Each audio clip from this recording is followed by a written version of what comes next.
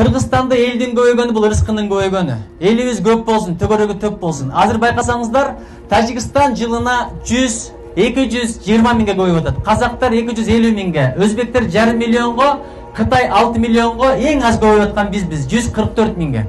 Ошон үчүн көп эл бололу, сүрдүү эл бололу, сырдуу эл бололу.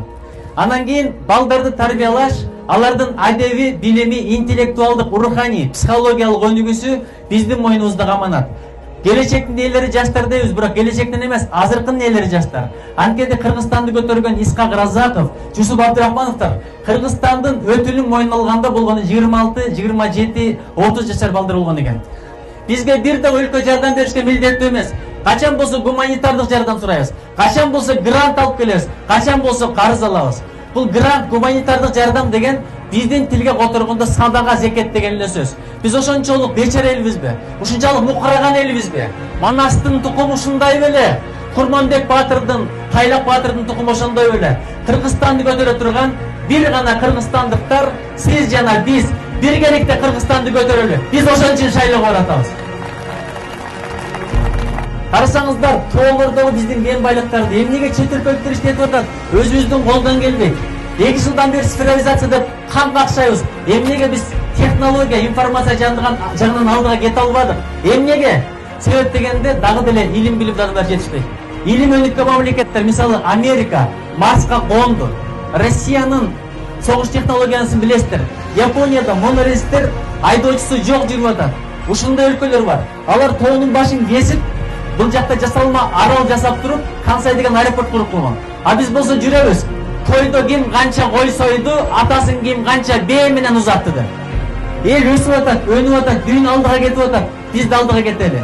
Дүйнөдө 187 өлкө болсо, биз азыр ВВП боюнча 145-чи орунда турат экенбиз. Адамдык өнүгүү боюнча 144-чи орунда. А территориябыз 85-чи орунда, калкыбыз боюнча 108-чи орундабыз. Эмне үчүн? Алардыкындай эле бир башыбыз барбы? Же алардын 2 колу эмес, 4 колу барбы? 2 башы барбы? 4 буту барбы? Ал япондордо мендер болгон, бизде эле адамдар. Болгону максаты бар, ынтымагы бар, жүрөгүндө ыкыласы бар, амбициясы бар. Биз да ошондой эл бололу. Дүйнөлүк банк айтып атат, силер жарды элсиңер. Силер ортодон төмөнгө бөлүүңөр өтө бай, орто жашагандар жок десе, калганыңар ортодон төмөн деп. Бирок парадокс эмнеде? Ортодон төмөн жашаган эл парламентке жалаң олигархтарды шайлап атат. Эмне үчүн? Бизде искусство калып кетти, адабият калып кетти, маданият калып кетти, идеология калып кетти, кино калып кетти, музей, китепкана калып кетти. Анткени ач кадырын ток билбейт. Олигархтар жөнөкөй адамдын кадырын билбейт, проблемасын билбейт. Биз өзүбүздүн тарыхка караганда Түркиянын тарыхын жакшыраак билип калдык. Эмнеге билесиздерби? Анткени телевизордо отуруп эр тугурунду көрдүк. Андан кийин Даңазалы доорду көрдүк. Биздин жеңелер болсо Кемаль деп жатып суусап жатып калышты.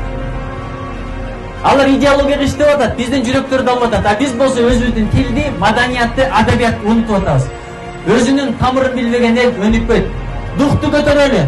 Азыр канча адамдар бар, Кыргызстан болбой калды деген. Ооздоруна таш, кетебиз дейт. Кете берсин, бирок Кыргызстанга тил тийгизбесин.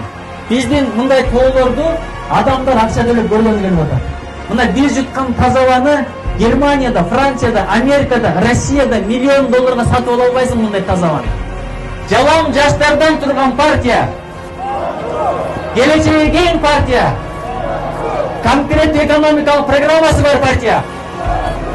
Жүрөктө иман, жүздө нур болсун деген партия. Адилет, экономика идеологиясын көтөргөн партия. Жаштардын адеби акыллагы, келечеги жөнүндө ойлонгон партия. Маданият, адабият, искусство, идеологияны ойлонгон партия. Кыргызстанга дух бере турган партия. Элдин жүгүн аркалайм деген партия. Бар бол, ыйман, нуру.